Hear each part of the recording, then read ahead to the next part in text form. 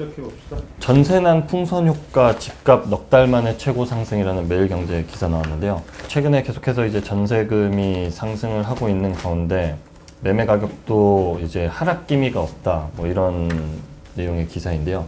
그 한국감정원 11월 첫째 주 주간 아파트 가격 동향에 따르면 전국 아파트 매매 가격은 59주 연속, 그리고 전국 아파트 전세 가격은 61주 연속 상승 중인데 1년이 52주라고 이제 계산을 해봤을 때 매매나 전세 모두 1년 넘도록 하락 기미는 없었던 걸로 나왔고요. 그리고 11월 첫째 주 전국 아파트 매매 가격이 전주 대비 0.17% 올랐는데 이제 6.17 부동산 대책 이후에 가장 높은 수치를 기록했고요. 그 서울 같은 경우에는 지금 10주 연속 0.01% 상승을 보였는데요. 11주 만에 상승폭을 0.02%로 아주 소폭 상승한 것으로 나왔습니다. 이게 10주 동안 뭐 동결을 보이다가 소폭이지만 그래도 왜 상승을 했느냐, 이런 원인에 대해서는 그 전세금이 계속해서 오르다 보니까 그 중저가 주택 매매세가 조금 강하게 올랐는데 중랑구나 강북구, 노원구 등 중저가 구축 대단지 위주로 서울에서는 조금 집값이 올라가는 현상이 나타나기 시작했다고 나왔습니다. 전세금 상승이 매매 가격을 끌어올리지 않겠느냐, 이런 거에 대해서 전문가들도 얘기를 많이 했잖아요. 그런 현상이 조금씩 일어나는 것 아닌가, 이렇게 해석할 수 있을 것 같습니다. 정부가 뭐 대책을 많이 내놨는데 전혀 효과가 없네, 여전히. 전세금이 결국은 좀 우려했던 것처럼 집값을 좀 자극하는 현상, 이런 게 조금 지금 그럴 기미를 좀 보이고 있다, 이런 정도로 해석이 되는 거지, 그러니까. 예, 그거를 좀 지켜봐야 될 것 같습니다. 앞으로 11월 한 달 동안 계속해서. 근데 뭐 보니까 어제 뭐 이렇게 보니까 뭐 전세금은 또 상승이 또 뭐 정부가 발표하는 거하고 이게 좀 다 다르다는 거 아니야? 그죠? 예, 그 얘기를 제가 좀 할까 하는데요. 저번에도 비슷한 얘기 한번 했었긴 한데 이번에 유독 더 심한 이상한 결과가 나왔습니다. 감정원이 이번 주 서울 아파트 전세금 발표한 것이 0.12% 상승으로 나왔거든요. 이 서울 전세금이 0.12%. 예, 0.12% 상승했다. 이것도 뭐 많이 오른 거긴 한데 사실 예년 수준의 상승률입니다. 사실은 비교를 하자면 7월, 그러니까 계약갱 신청구 건이 행사되기 직전에 상승률이 오히려 0.14로 이거보다 높았거든요. 감정원 기준으로. 그러니까 그때보다 전세금 많이 안 오른 걸로 이렇게 발표를 하고 있는데, 감정원이 그래도 아직까지 뭐 모든 언론이 받아서 기사를 쓰는 뭐 그런 기관이기도 하고 국가 공인이니까. 네, 국가 공인이기도 하고. 그래서 지금 이제 서울 전세금 상승률을 보면 0.12%밖에 안 올랐네, 생각보다 많이 안 올랐네, 이렇게 생각을 할 수가 있거든요.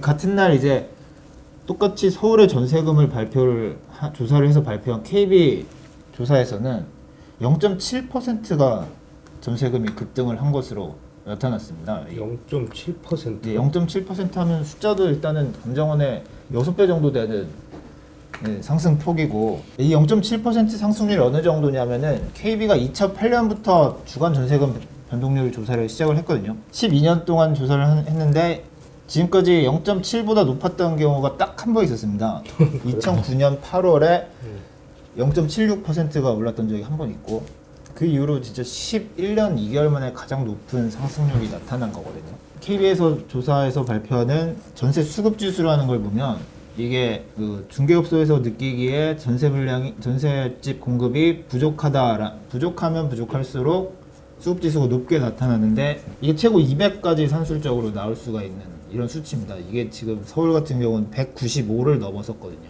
전셋집이 부족하다는 게 사실은 이 피부로 다 느끼고 있는 거고, 상승률도 뭐 자고 일어나면 수천만 원씩 올랐다, 이런 중개업소들이 많은 상황에서 0.7%를 발표한 이 KB 국민은행, 그리고 같은 조사를 해서 0.12% 상승했다고 하는 감정원, 대체 어디가 맞는 것이냐, 이런 지금 의문이 지금 뭐 저희부터 해가지고 조금씩 이제 제기가 되고 있는 상황인데요. 이게 숫자가 뭐 어느 정도 좀 차이가 나야 되는데 이거는 너무 차이가 많이 나는데?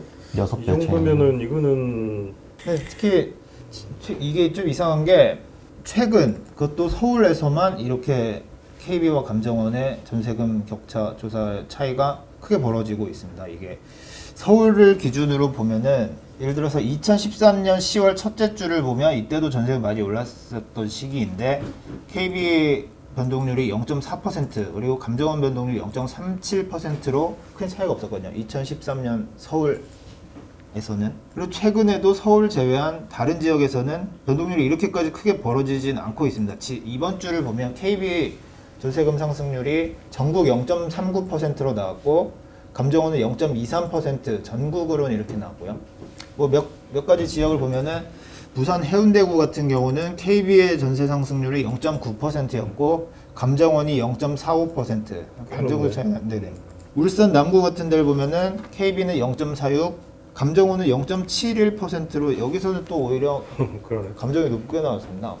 지금 공교롭게도 7월 말이었죠. 그 전월세 계약갱신 청구권 포함한 주택 임대차 보호법 시행을 갑작스럽게 시작한 이후로 감정원은 그 전보다 서울 주간 전세금 변동률이 계속해서 하락을 하고 있고 그때부터 KB가 조사한 서울 전세금은 급등을 했습니다.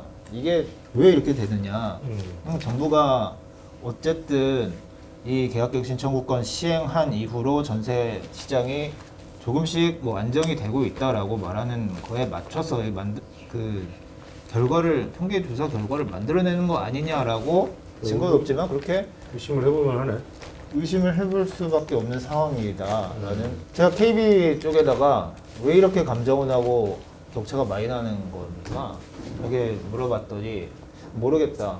이런 답변. 모를 수밖에 없지 않을까 싶은데요. 지난번에 부동산 지수 뭐 하나 해서 통계에 넣었다가 뺐잖아요. 네, 네, 바로 하루 만에. 이수급 지수였죠. 네. 뭔가 좀 마사지 된 느낌, 강한 의심을 좀 합리적으로 좀 해볼 만하지 않나라는 생각이 드네. 그렇지 않고서 이렇게 차이가 날 리가 있나? 아무리 뭐 감정원은 조사 방식에 차이가 있는 건 뭐 확실하긴 한데 그렇더라도 묘하게 그 시점에 맞춰가지고 된다? 야, 이건 누가 보더라도 좀 그것도 서울에서만 최근에만 이렇게 격차가 크게 벌어지고 있다는 것은 감정원 쪽에서 뭔가 이거는 이렇게 알겠습니다. 또 그리고 오늘 마지막으로 그 공공재개발 사업 관련해서 시범 사업 관련해서 그 정부의 공공재개발 시범 사업 공모에 약 60개 사업지가 신청한 것으로 최종 집계가 됐고요. 이 신청한 주 사업지 면면을 좀 들여다보면은 서울 성북구 장이 뉴타운 등 정비구역에서 해제된 뉴타운 지역 13곳이 신청하는 듯 그 사업이 무산됐던 지역에서의 참여가 두드러졌는데요. 사실 시장에서는 한 30여 곳의 사업지가 신청하지 않을까 예상을 했는데 일단 2배가 더 늘어난 한 60개 사업지가 신청을 하면서 좀 관심이 현재 좀 많은 상태이고요. 이 서울 지역별로 좀 들여다보면은 장이 8구역이랑 9구역, 11구역, 12구역을 포함해 뭐 성북 5구역, 삼선 3구역 등 성북구가 가장 많이 참여를 해서 총 7곳이 공모에 신청을 했고요. 또 용산구에서는 한남 1구역이 참여 의사를 밝혔는데요. 이 한남 1구역 같은 경우에는 뭐 재개발 사업 이제 추진하려고 했을 때 뭐 대여로 꼽혔었는데 그런데 아니에요? 예. 근데 2017년에 정비구역에서 해제되면서 그 한남 뉴타운에서 유일하게 사업이 무산됐던 곳인데 이번에 다시 공공재개발 참여 의사를 밝혔고요. 그 이제 주로 서울의 이제 지역별로 살펴보면 강북에서 확실히 좀 은평에서도 8곳 참여 의사를 밝혔고요.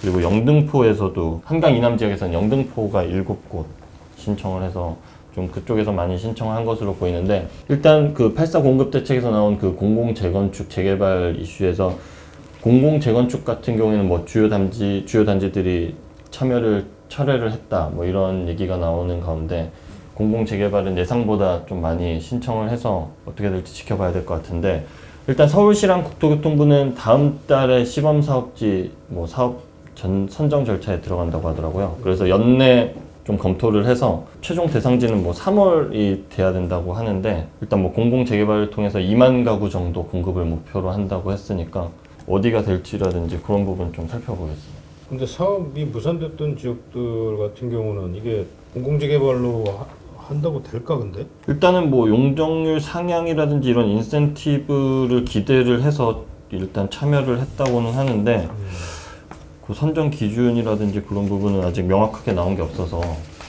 여기 있는 구역 중에 한 곳에 조금 문의를 해봤는데 어차피 뉴타운에서도 해제된 지역이고 공공 재개발이 아니면 사실상 이거 개발을 할 수 있는 방법이 없기 때문에 이걸 할 수밖에 없었다. 보통 이런 얘기더라고요. 그러면 뭐 솔직히 이게 될지 안 될지 모르지만 일단 한번 뭐 신청해보고 되면 네. 좋고 아니면 말고 뭐 약간 그런 곳들이겠네. 어차피 이미 뭐 사업이 한번 무산됐던 지역들이니까. 네. 근데 이거는 주민들 동의를 받아서 신청을 하는 거 아닌가? 어떻게 되나 이게? 신청을 할 때 10%인가? 뭐 누가 그냥 아무나 막 우리 거 해주세요라고 할 수는 없는 거 아니야? 여기가 다 무선이 된 지역들 같으면은 조합이나 이런 것도 없지 않나 그러면? 신청을 알기로 10%인가 동의가 필요했었다. 아, 주민 동의 10%? 아마 그게 비율이 뭐 해제되고 그러다 보니까 의견 모이기 어려워서 그 비율은 10% 정도로 낮았던 걸로 기억을 하고 있는데. 네. 정부도 이제 이걸 검토를 해보고 여기가 될지 안 될지 사업성이 있는지를 해봐야 되겠지만은 또 주민들 입장에서도 또 이게 정부가 될 것 같아요라고 한다고 해서 주민들이 100% 동의한다는 네. 저것도 아닌 거 아니에요? 그죠? 네. 추진위가 있는 구역에서는 추진위가 신청을 하면 되고 추진위가 없거나 뭐 정비구역 해제됐던 지역에서는 구역 내 주민 동의 10%가 요건이었습니다. 지켜봅시다. 좀 여기는 뭐 아직 뭐 시간이 좀 뭐 선정된 곳이 나와 봐야 사실은 좀 알 것 같긴 한데. 네. 오늘 집중 분석은 좀 어떤 주제를 가지고 좀 용산의 황금 땅이라고 불리는 유엔사 부지가 유엔사 부지, 네. 옛날 유엔사 부지 있지. 지금 이태원. 네, 11건설이 얼마 전에 1조 원을 주고 산 그런 땅이거든요. 이 땅에 대해서 좀 얘기를 해볼까 하는데요. 1조 원. 네. 용산 이태원에서 바로 옆에 6호선 녹사평역이 있는데 거기서 반포대교 방향으로 남쪽으로 500m 정도 가면은 거기가 바로 유엔사 땅입니다. 여기가 이제 뭐 서울 한복판이기도 하고 한남 뉴타운 바로 옆이고 그렇죠. 한강과 이태원이 가까운 뭐 개발로 아주 황금 입지다라고 할 수 공원 있는데 공원 예정지가 바로 옆에서 길 건너면 공원 길 예정. 건너면 이제 용산공원 예정지. 그야말로 노른자 황금 땅이네 그죠? 네. 11건설이 아까 말씀드린 대로 2017년에 이 땅을 낙찰을 1조 550억 2017년 네. 3년 전이네. 감정가보다 2천억 원을 더 써서 낙찰을 받았습니다. 그래서 총 사업비 땅값을 포함해 2조 원 정도를 투입해서 여기에 아파트 426가구와 오피스텔 그리고 호텔 그 복합 시설이 들어가는 건물 1개동 이렇게 짓겠다는 계획을 아주 그때만 해도 야심차게 발표를 했었고 장밋빛 전망이 나왔었던 곳이거든요. 기억이 나네. 네. 근데 지금 뭐 당시에는 2018년쯤에는 착공을 할 계획이었는데 뭐 아시다시피 아직까지 공터로 남아 있는 이 땅입니다. 왜 그런지를 좀 살펴보면 일단은 인허가 문제가 좀 있었다고 하네요. 그 옆에 청화 아파트라는 곳에서 청호 아파트 있지. 네, 바로 옆에 있는데 일조권이라든지 이런 뭐 민원을 제기를 하면서 11건설이 문의를 하니까 지난달 26일에 서울시 환경영향평가 심의를 진행을 했고 결과를 기다리고 있는 상황이다. 뭐 인허가 문제가 이렇게 뭐 어디든 생길 수 있는 문제라서 사실은 큰 문제가 아닐 수가 있는데 정말 중요한 거는 그 사이에 있었던 정부의 분양가 통제였습니다. 이게 무슨 말이냐면은 그동안은 이 주택도시보증공사가 주택 이 보증이라는 걸 무기로 어떻게 계속해서 분양가를 통제를 해오고 있었고요. 이때도 마찬가지였는데 지금은 아시다시피 더 강력한 분양가 상한제가 이제 7월부터 시행이 되지 않았습니까? 이 유엔사 부지에서 11건설이 아파트를 분양하더라도 분양가 상한제를 당연히 피할 수가 없는 상황이 돼버렸습니다. 이 11건설이 이 땅을 처음에 사들일 때 2조 원이나 된 사업비가 되는 만큼 아파트는 고분양가로 책정을 해야 수익성이 날 수 있는 상황이었거든요.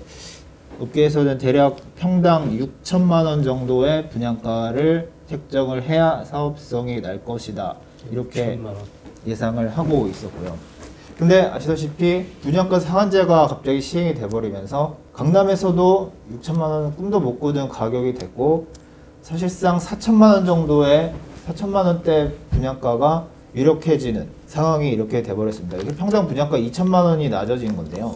이 공급 면적이 총 아파트 공급 면적만 만약에 따져봤을 때 10만 7천 제곱미터 정도 되는데 이게 3만 3천 평 정도로 봤을 때 만약에 2천만 원이 낮아진다면 총 6,600억 원 정도를 손해를 보게 되는 상황이라서 이 분양이 어려워졌습니다. 쉽게 말하면. 사업 자체가 무산될 수도 뭐 무산이라기보다는 뭐 땅값은 넣었으니까 이제 네. 그냥 뭐 손실을 또 안는 이런 상황이네 지금. 6천억을 손해를 보면서 사업을 할 수는 없으니까 다른 방법을 생각해 돼야 되는 상황인데요. 유엔사 부지 옆에 조금 이 한남동 쪽으로 가면은 이제 외인 아파트가 옛날 외인 있었던 아파트. 거기에 아시다시피 나인원 한남이라는 지금 최고급 아파트가 지금 들어가 있습니다. 이 나인원 한남 사례가 유엔사 부지에 뭐 이렇게 참고할 만한 사례가 될 수 있는 그런 상황입니다. 나인원 한남도 사실은 굉장히 비슷한 절차를 거쳐서 그 유엔사 부지보다는 좀 저렴하게 매입을 해서 최고급 아파트를 지어서 분양을 할 생각이었는데 당시에는 주택도시보증공사의 분양가 통제로 인해서 평당 6,360만 원으로 분양을 할 계획이었는데 허그가 4,750만 원에 분양을 하라고 하는 바람에 분양을 포기를 하고 아시다시피 임대 후 분양 전환으로 4년 임대로 시작을 해서 지금 입주가 돼 있는 상태거든요.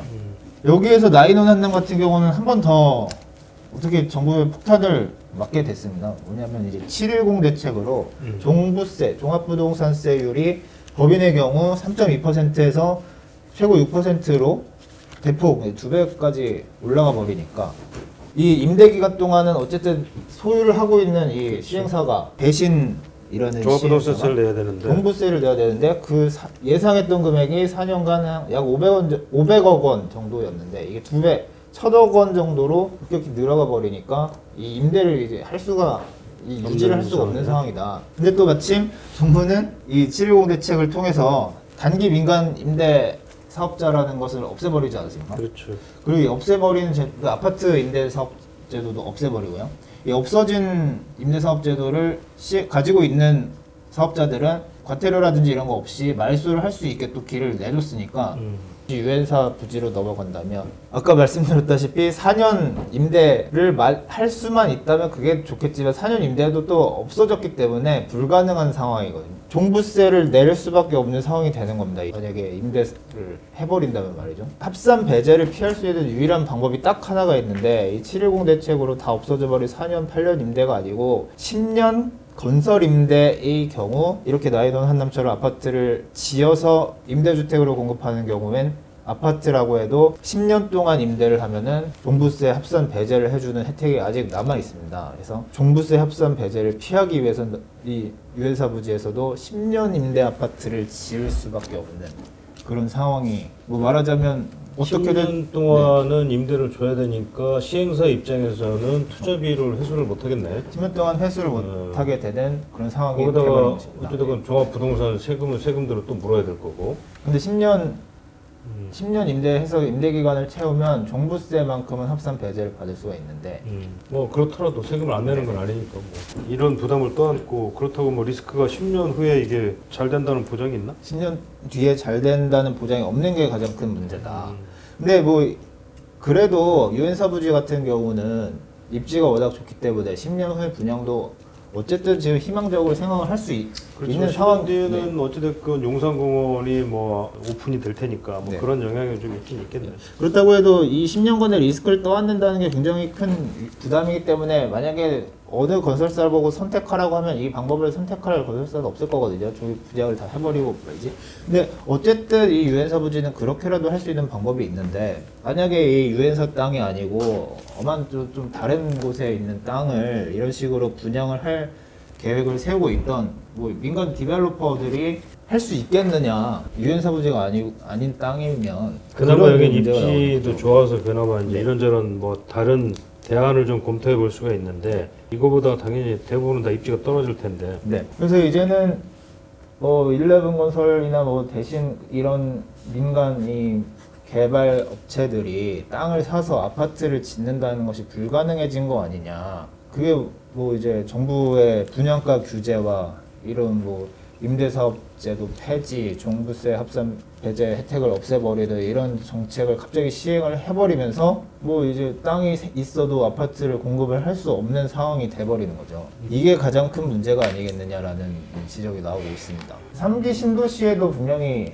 땅들이 많이 나와서 이렇게 건설사들의 토지를 분양을 이렇게 매각을 해서 건설사들이 분양을 할 거거든요. 근데 이 3기 신도시에서도 이렇게 분양가 통제가 광범위하게 이루어질 경우 생각보다 참여하려는 건설사가 많지 않을 수도 있다. 이런 전망을 하는 전문가도 있습니다. 땅값을 좀 싸게 공급을 하는 게 관건이겠지 뭐. 땅값을 좀 싸게 하면 분양가가 조금 낮더라도 뭐 건설사들이 뭐 이익을 좀 남길 수 있을 테니까 뭐 그러면 좀 참여를 할 거고, 그렇지 않다 그러면 참여하기 어려울 텐데 현실적으로 3기 신도시가 분양가가 싸기가 쉽지 않을 거라고. 왜냐면 이게 땅값 자체가 지금 뭐 그동안 많이 오른 데다가 이게 또 여기 뭐 교통이나 이런 거 또 투자를 많이 해야 되는 상황이라서 네. 토지 조성 원가라고 그러는데 이 토지 조성 원가가 만만치가 않을 가능성이 높지. 분양가에 다 엎어지니까 또 결국에 다 엎어서 분양가에 들어가는 거라서. 또 뭐 4기 신도시는 또 서울하고 또 가까운 지역들이 많잖아. 또 뭐 네. 분양가가 싸게 나오기는 좀 현실적으로 어렵지 않나 싶은 생각이 들긴 하는데, 그죠?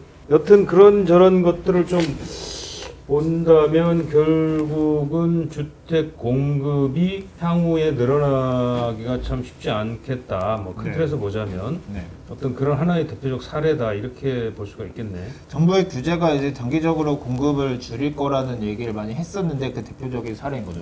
오늘 여기까지 합시다. 네.